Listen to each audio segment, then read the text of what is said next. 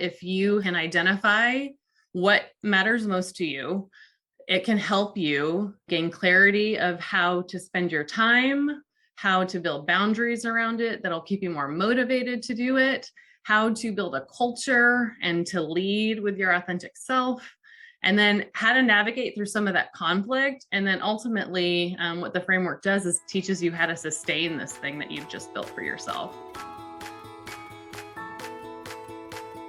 Welcome to You Belong in the C-Suite podcast. You are ambitious in life and in your career, but something is missing.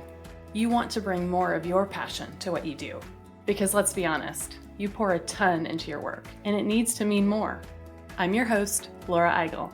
I'm a mom, wife, PhD, coach, advocate, introvert, and indoor rowing fanatic. I'm passionate about living a life that's in line with my values. We'll give you the actionable tips and tools you need to lead with your values, make a difference, and have career success. The world needs more diversity and authenticity in the top jobs at organizations.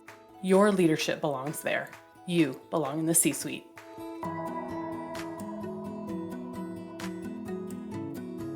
Hi there, friends. I am thrilled to announce that I've written my first book. It's called Values First: How Knowing Your Core Beliefs Can Get You the Life and Career You Want. I have poured my heart into this book with personal stories and stories from coaching clients using the Values First framework. Between the constant pressure of job performance and demands on your time, it's easy to lose sight of your values, letting them shift out of alignment. Those simple misalignments are keeping you from feeling joyful and fulfilled. Learn how to recenter your life and career around what truly matters to you in Values First. Values First will be launching and available for purchase on April 12th. I want to make sure that you are the first to know about every book launch activity that we have in store, including the minute that the book is available and every online and in-person book launch celebration. So stay up to date by joining our list at thecatchgroup.com/valuesfirst. That's thecatchgroup.com/valuesfirst. Welcome to You Belong in the C-Suite podcast. I am not Laura Eigel. I am Marie Fleming. And today we have a very, very special episode where I am going to interview Laura all about her new book, Values First. I am beyond excited about this book. I have had the pleasure of seeing it from start to finish, and I am so excited to dig in with Laura today and show you exactly how this Values First book and the framework within it got started. So let's get started.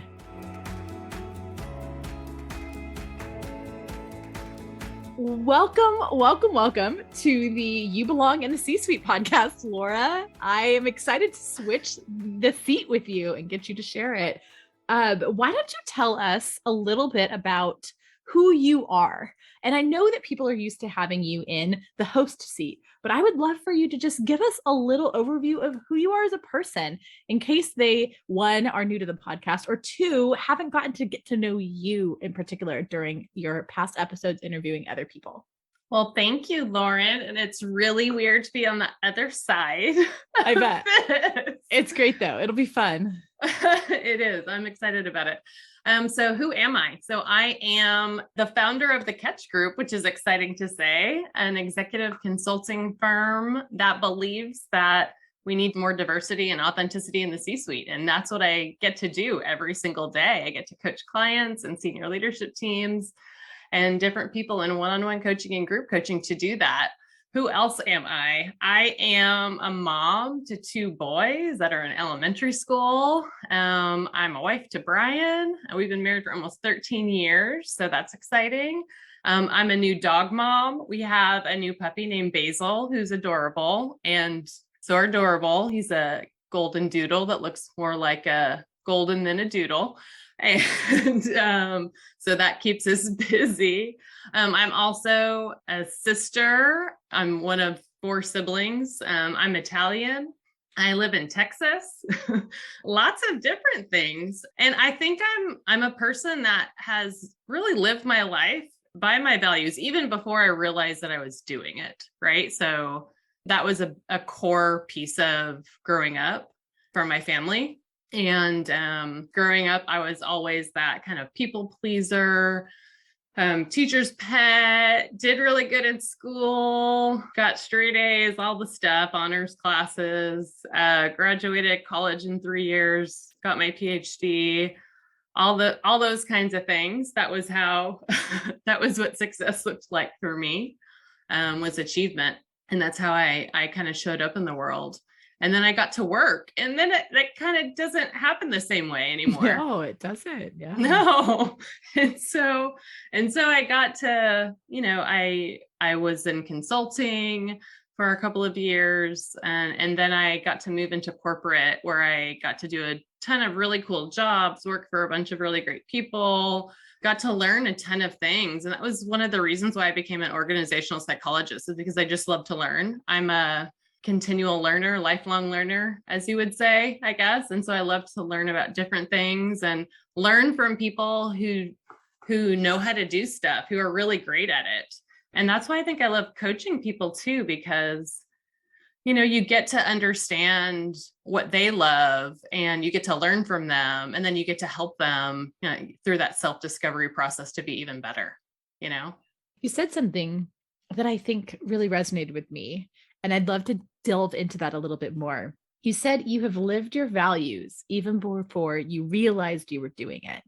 And I'd love to know what that looked like to you. What does it mean for you to have lived your values before you had a definition of what it meant to live your values? Yeah, well, I was one of 4 kids, right? And so one of the things that was important to me growing up was just fairness. Like, I think I used to count Christmas presents, like how many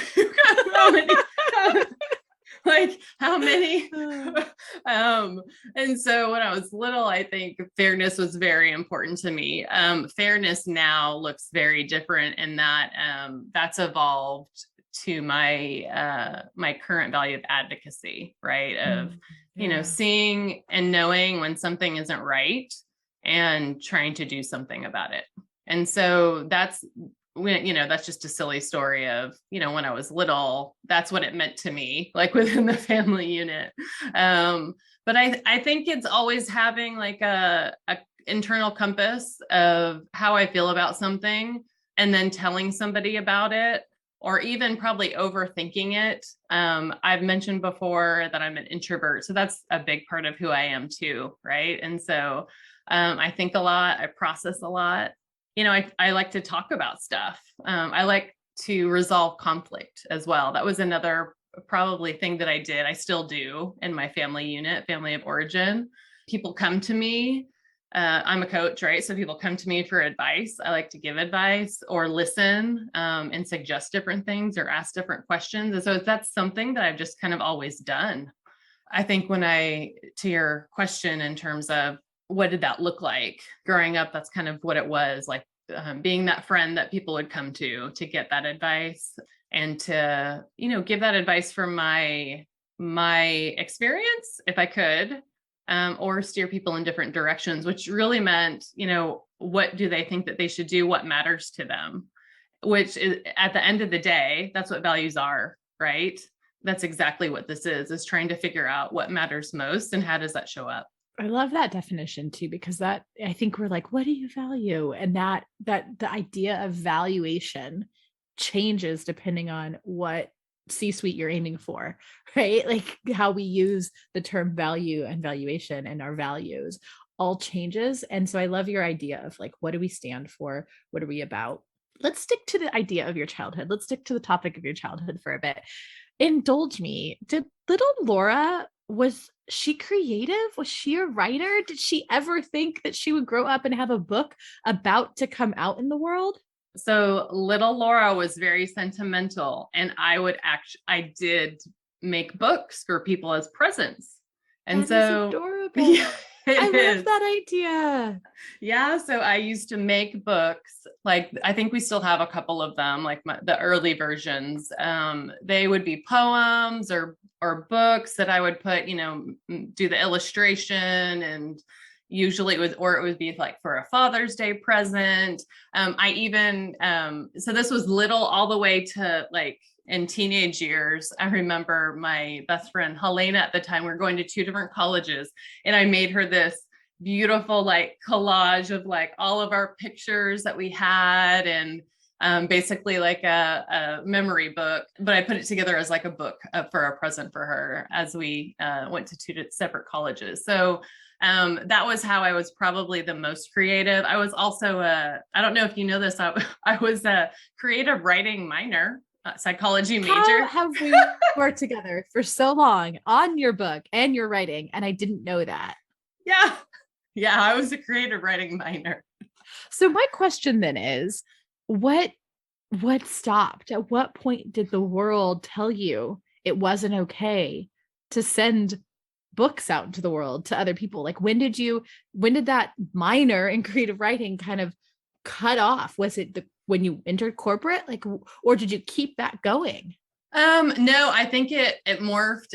Writing then became a different thing that I did for graduate school. And so writing, the function of writing became, okay, now I'm writing essays, then I'm in graduate school and I'm writing papers and I'm writing a thesis, and then I'm on my PhD and I'm reading and I'm writing and I'm writing a dissertation. And so it became less creative, and it became more, psychology based.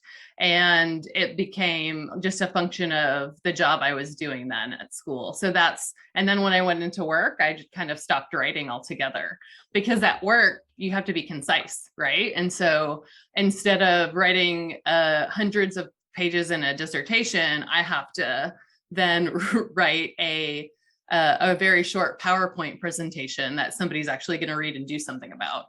So yeah, I think in graduate school is where it probably changed. And then I just got out of the habit. What was the inkling that made you think, maybe it's time to write a book? I have this idea. Did the idea come first for the book, or did the idea to want a book come first? What came first, the chicken or the egg? The book or the book idea? I think in my mind, as a kid, to your point, this idea of I used to always want to be an author, or that was part of that, has always been in the back of my mind.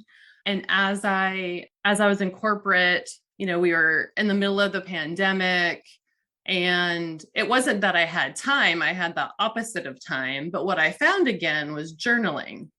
And so I started journaling, and that became just another time that, after the kids went to bed, I could write down just different things, and, different things were popping up. It was hilarious. Like I would start writing one thing, and then like just a story would pour out of me.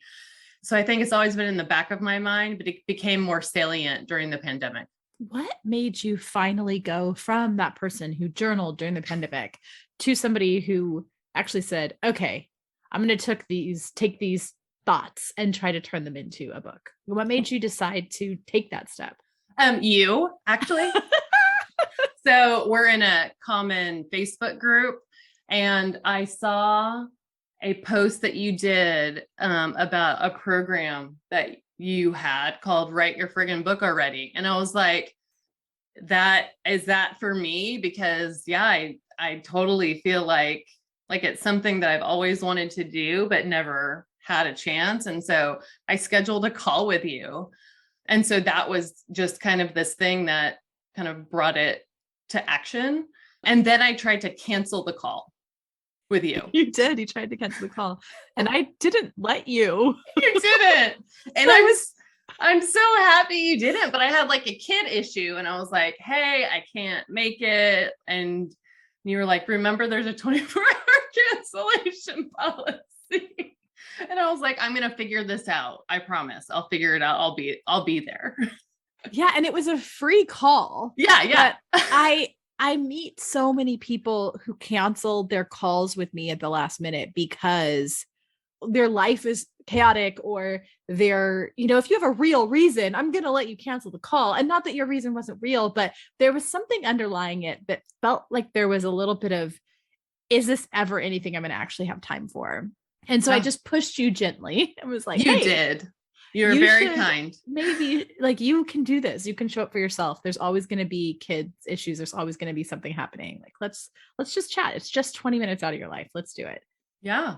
And what did you think on that call when we were talking through, we were solidifying these journal entries you'd done and thinking, okay, could we turn this into a book? How did that feel to actually start talking about it being a book? We've talked about this in the past, but it's so interesting to rehash because at that time, I hadn't really told anybody that I was even thinking about doing this. So this was like very, and I was in the C-suite at the time and I didn't have time to do any of this. I was thinking about a career transition to coaching, but I wasn't 100% sure. And you said the world needs to hear this story. Like they need to see that a person that is an introvert can be in these big jobs and they need to hear your voice. And it was really interesting because I don't know that I believed it then. Even then, Lauren, I don't even know if I believed it, but I believed it enough to say, okay, well, maybe. And then I thought about it after we got off of our call. And then I was like, this could be really interesting. It's a way to kind of figure out some of the content that I've been thinking about, that I've been coaching clients pro bono for a couple of years on. I had been kind of noodling around with a lot of things. And so I thought, well, this could be a really great way to just get it all out of my head. Right. And so I thought this book can be a way to talk about my coaching framework. And that's what it'll be. It's definitely not going to be about me. We sat down. I'm glad you brought this up. We sat down for our first coaching call. And Laura, I was like, okay, what is this book? What isn't this book? Because Laura just had all these journal entries, right? All these writings. I wasn't even sure yet what was happening with the book. And I was like, so what is the book and what is not the book? Let's start with what it's not to help you figure out what it is. And she was very, very adamant that it was absolutely would not have anything about her in it. Nothing at all about her at all. Laura, what's your book about? It might be a bit about me, a little bit. The book is totally about my career and it's about my career. It's also about my coaching framework, the values first framework, but it is based on stories about my career, leaders that I've worked with that have influenced my career, and about people that I've worked with. So, yes, my initial thought that it wouldn't have anything to do with about me was false. That is incorrect. And I think this is great that you brought this up because I think that it shows two things that you just said. One, your initial idea was like, it's not going to be about me. It's just going to be this framework. It's just going to be like facts. And you mentioned that you didn't know if you even had if you believed in your book yet. And you said something like, sometimes all we need is someone to believe in our story so we can too, right? You said that having me say, actually, this is a great story. It needs to be out there. I don't say that to everybody. I tell people, let's go flesh that idea out a little bit more. But you had this, people need to see introverts in the C-suite, making it in corporate America. They need to feel like women can make it in corporate America and other minorities can make it in corporate America or underrepresented communities. So by having someone just say like, hey, I believe in your story, you can do it. And I think that actually opened you up. That first meeting, you definitely not ready yet to even embrace your story. You were like, okay, I can write a book that's just about the framework. But through the process, I watched you open up and realize that by sharing your experience, I and other people who read this book, all y'all listening, can really see themselves in your story and see what they may or not have done the same or differently. One of my favorite parts of this book is that you show a situation in which you didn't stand up for yourself. Then you show a situation in which you kind of stood up for yourself or did stand up for yourself. And then you show a situation where you stood up for someone else.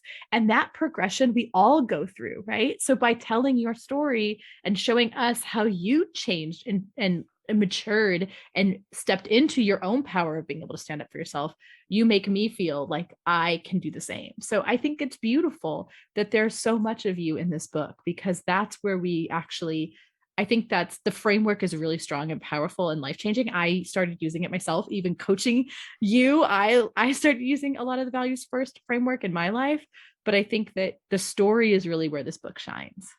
Thank you. And I feel like, I don't know, I learned this from you, like all of these things are almost played out as like different characters. So now that I'm taking a step back, like you can see like early career Laura and all the things that she did, and then mid-career Laura, and then just the growth and learning. Because let me tell you, I have put some missteps in this book, right? You have read it, you have seen it. So I'm vulnerable in this book. I talk about where I didn't do the right thing sometimes. And to see the evolution has been really great. One of the things that I was worried about as an introvert, like this is going to be out in the world, right? So it's easy to write it because it was just like you and me until a couple more people read it. But this idea that, it's a finite point in time, and this is what's going to be out in the world, right?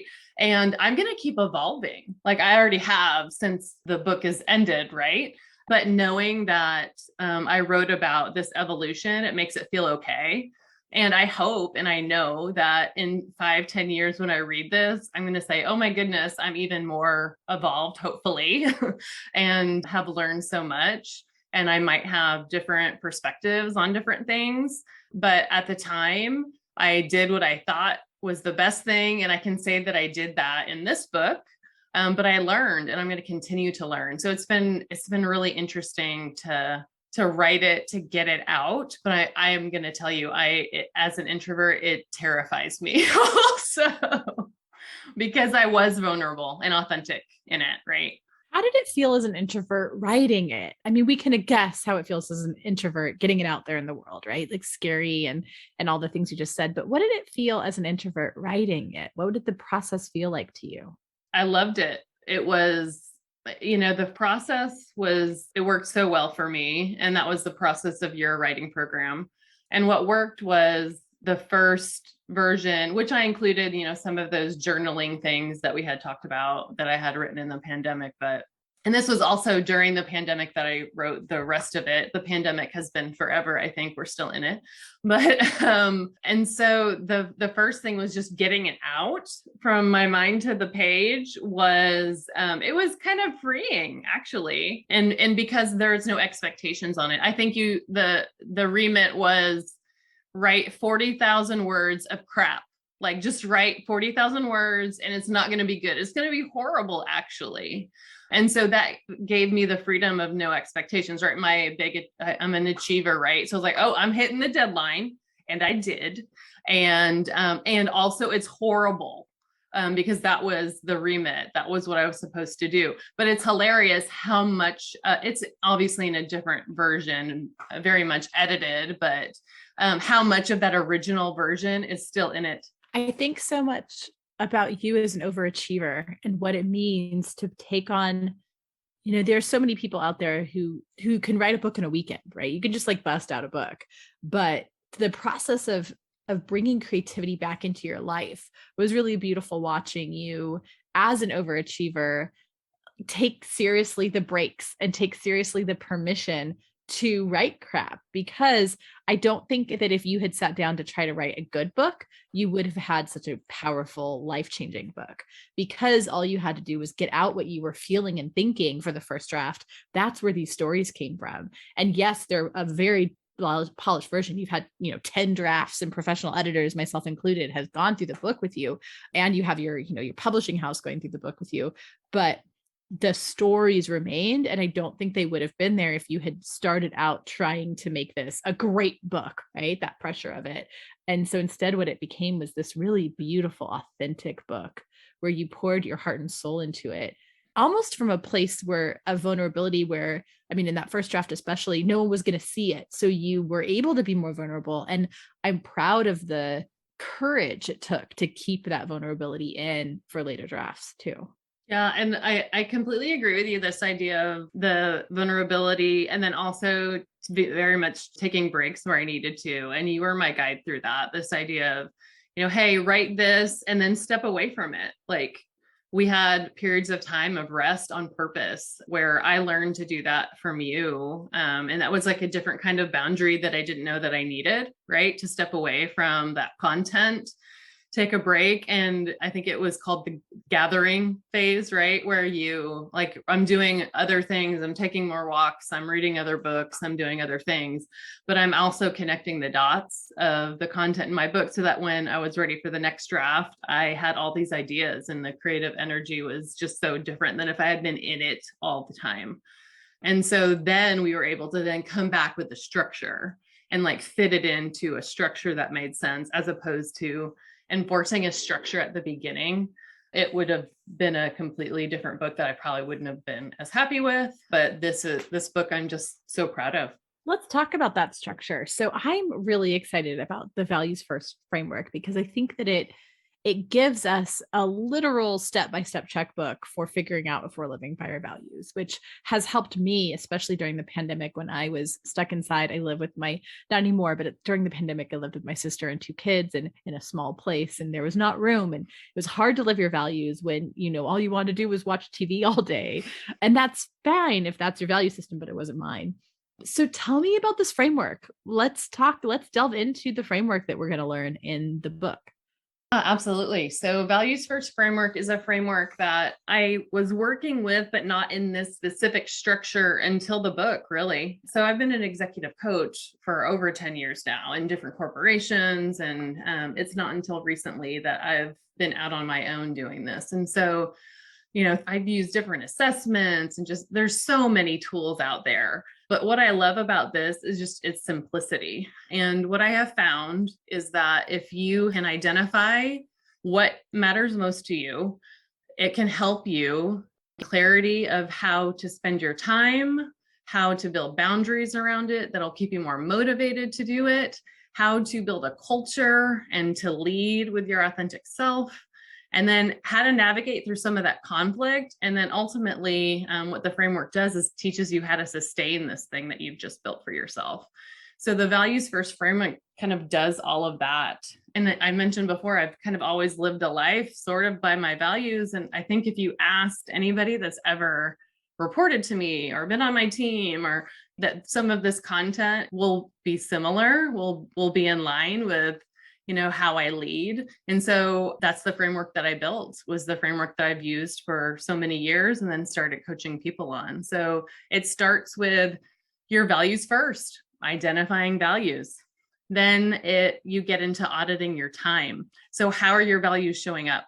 Then we create boundaries through life boundaries to ensure that you're living those. And then the next step is uplifting others in terms of creating the culture to motivate and inspire. Then through experiencing conflict, you learn different exercises to uphold your values, to keep your values intact, and then to sustain them. That is such an I love a good acronym, first off. And like values is the framework itself. I love that. And second, I feel like it's so doable, right? Like, and it includes other people, because it doesn't matter if your boundaries and values are respected if no one else's boundaries and values are respected, right? So I think it's such a beautiful, simple, easy way that I know as somebody who's read this book multiple times, implement in my life. I mean, a simple little thing I started doing after reading your book was I have a box that has my values on it, because in your book, you help people identify their values. I put my values on the box and I put my cell phone in the box. So when I go to when I want to write, I put my cell phone in that box so I don't spend the whole time looking at Instagram. And if I go to try to get my phone to look at Instagram, my values are right there in front of my face. And just the simple little ways that you inspire living among your values is really, really beautiful. I'd love to know how you actually used the framework to get your book written. I was always so impressed at how well you kept this boundary of your writing time with your family, even when you had 20,000, you started a new business and you were writing a book and you were in the pandemic teaching your kids. Like, that was so much happening at once. How did you use this framework to actually get your goals achieved and your values, your boundaries and values respected? Thanks for asking. Yeah, it's very meta when I think about it. Like, right? You were living it while teaching it. Yeah, I was. And I think it's all about understanding how and mapping it to something that was important to me, right? So this book was important to me. Once I kind of make a decision, I'm going to do it. That's the kind of person that I am. And the way that I did that was I tied it to what's important to me, which the way that I teach others is to tie it to a value and then tie a boundary to that. And so to me, this was growth for me, to be honest. I am that lifelong learner and I want to do something new and do something different. And building my business was part of it, right? But learning how to write a book, that's like a whole other thing. Like, oh my goodness, it took a lot of other people helping me along the way, like you, like other people in our writing group. And I built boundaries and I held myself accountable to those through people in my group. And so how that mirrors the values first framework is I knew that this was one of my values of growth. I looked in terms of my time and tried to figure out where can I live this value. And I set up a boundary in terms of writing it. So I wrote like after the kids went to bed. I wrote, for an hour. I remember like, oh my goodness, how am I going to get through this next thing? And one of the things that you gave us in the program is an hourglass, and you turn it over and it gives you 30 minutes. And, by the time I turned it over and I started writing and I would look up, the hourglass had emptied and it was an hour through and I had met my writing goal for the night. And it's those little things of chipping away to get it done. The other thing that, mirrors the framework is I had accountability. And so within our framework, I talk about, leaning in on peers to help you through. And I call it the catch crew. Like, who is your crew of people? And in writing, that was Stephanie and Paige, who are part of the program as well. And we would do writing sprints on Zoom, and we still do that to this day. We just had a sprint the other day. And so that group just became so instrumental in that. And so to your point, I did use my own framework to even get this goal met. I just think that this is something I want your listeners to listen to, because I think and I see this a lot in people who come and want to work with me. They want to put a book out on this framework that they have because they have this idea that writing a book is going to build their business, which it will, or they've always wanted to have a book on the shelf. And that feels great, but they don't actually live their values. They don't actually have the personal and professional experience with the framework they want to teach. And you do. And I think that that's so beautiful that you used your framework to write your book and to write this book about your framework and about your life. And I think that's so beautiful. I'm interested. I love that you and Stephanie and Paige, shout out to Stephanie and Paige, who were also in the Write Your Friggin' Book Already program. I love that you keep doing writing sprints. So you've not only written this book, but so many people would just quit after the book was written and ready to go. I mean, it's coming out April 12th, right? On Houndstooth Press. And so your publisher is releasing it soon. You can't make any changes to it. So what are you doing on these writing sprints? And why have you decided to keep creativity and writing in your life even after this particular goal is finished? Right now, I am sometimes using that writing time. Well, first of all, this is my first book, Lauren. This is not my last book.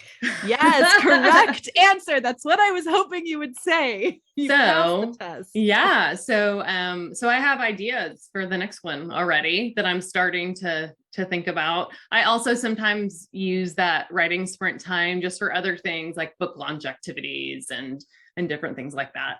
But it keeps the time sacred, right? Like those are the kinds of things that I'm doing in that time period because I've kept that boundary. Because it's important to me, because it's part of my values. What is that little kid who made books for people and who dreamt of having a book? What does that little kid think about this? The fact that not only did you write a book, but now you're writing books. Your multiple books are going to be coming out. What does that feel like to that little kid that kind of moved on to grad school student and gave up this part of their creative life? I think she would be proud to like hold a physical copy. I haven't gotten a physical copy of it yet in my hand. So I probably will by the time that this episode airs. But I think she would be proud of it. And it is very different than probably what she would have thought she was going to write about. She probably thought she was going to write about ponies and ballerinas, but that's the next book. The next book is ponies and ballerinas and their value systems. Maybe we'll see. It's the kids' book. Yeah. But no, I think she would be proud and happy that, that there's a tangible thing that you can hold with your hand that's out in the world for others to learn from. And the kind of the business side of me, I just love this idea of scaling and helping and impacting. So my other values that are very much tied to this are development, which is development of others. So scaling this idea and this framework, the idea of it was to make it more accessible. So you don't have to work with me individually or in a group to get access to this content.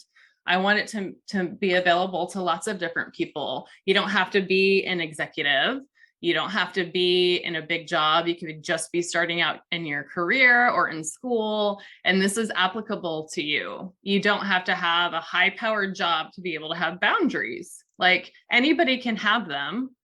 And everybody should know what matters most to them. So I really hope that lots of people pick it up, because that will help me live my values of development and then of advocacy as well. I really love that. Let's talk some fun logistics. So tell us, when is the book coming out? The book is going to be released on April 12th. April 12th, 2022. Awesome. And who's the publisher? The publisher is Houndstooth Press. And how can we get a copy?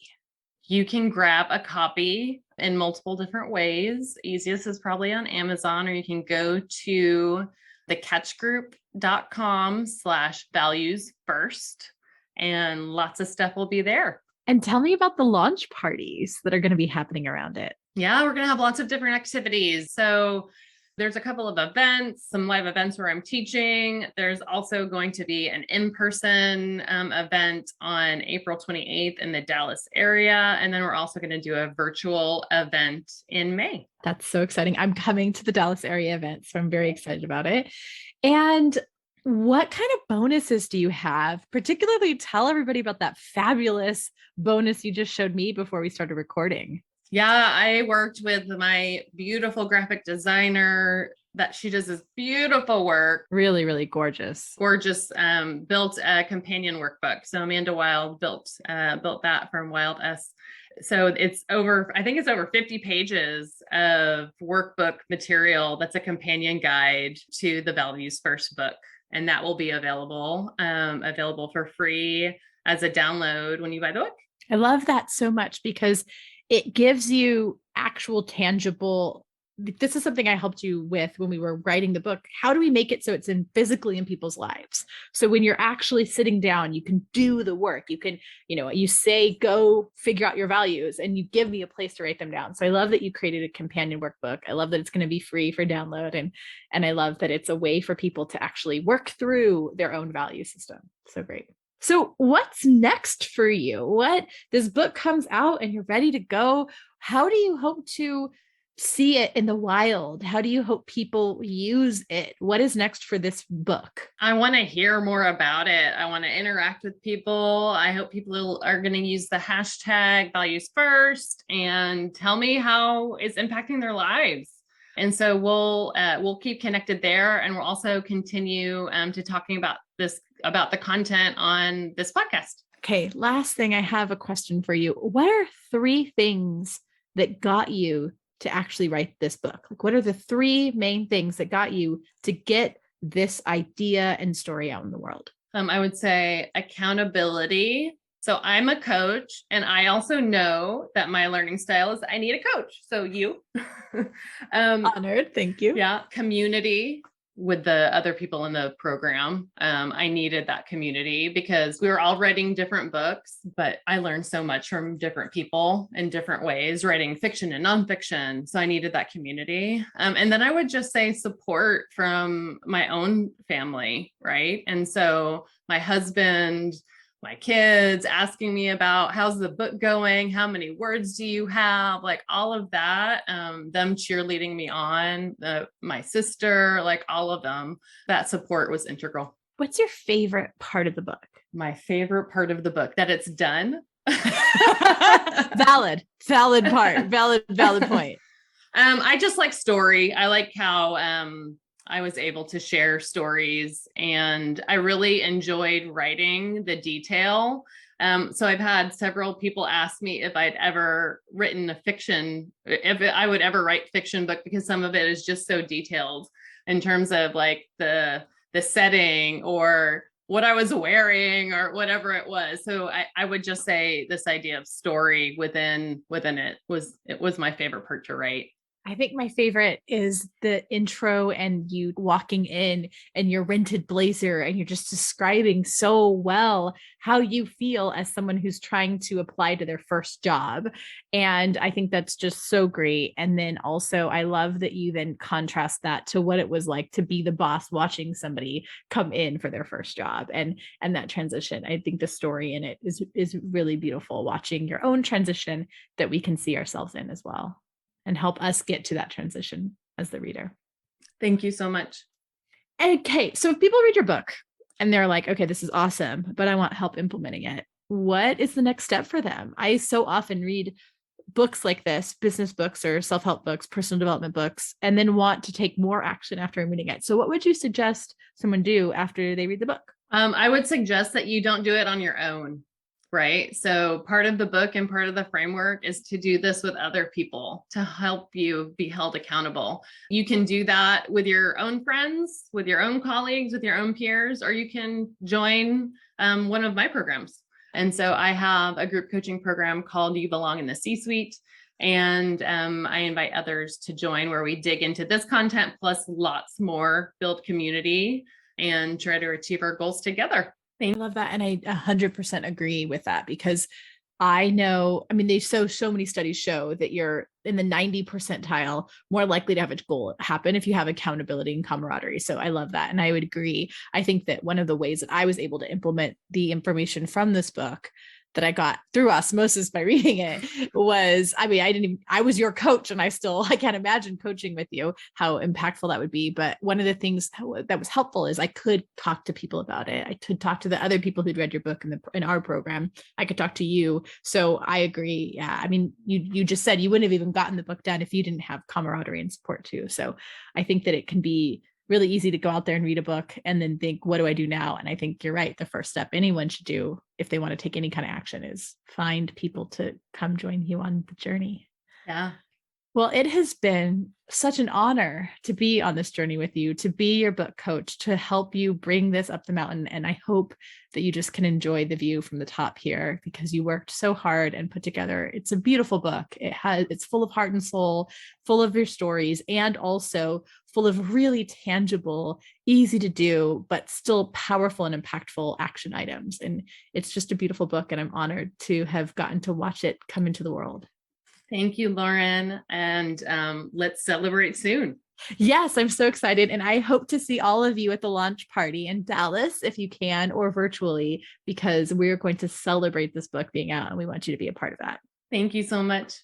And a last reminder that you can get yourself a copy of Values First, How Knowing Your Core Beliefs Can Get You the Life and Career You Want, from Houndstooth Press on Amazon or on thecatchgroup.com.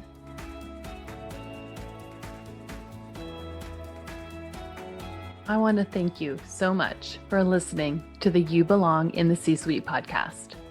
If you are enjoying this content, please remember to rate and review on Apple Podcasts. By leaving a review, you are helping others find this content. We will be featuring 5-star reviews on air in upcoming episodes. Editing and support for the podcast is done by S&E Podcast Management. To get more tips and tools to help you live a life guided by your values, go to thecatchgroup.com. Keep your boundaries and take care.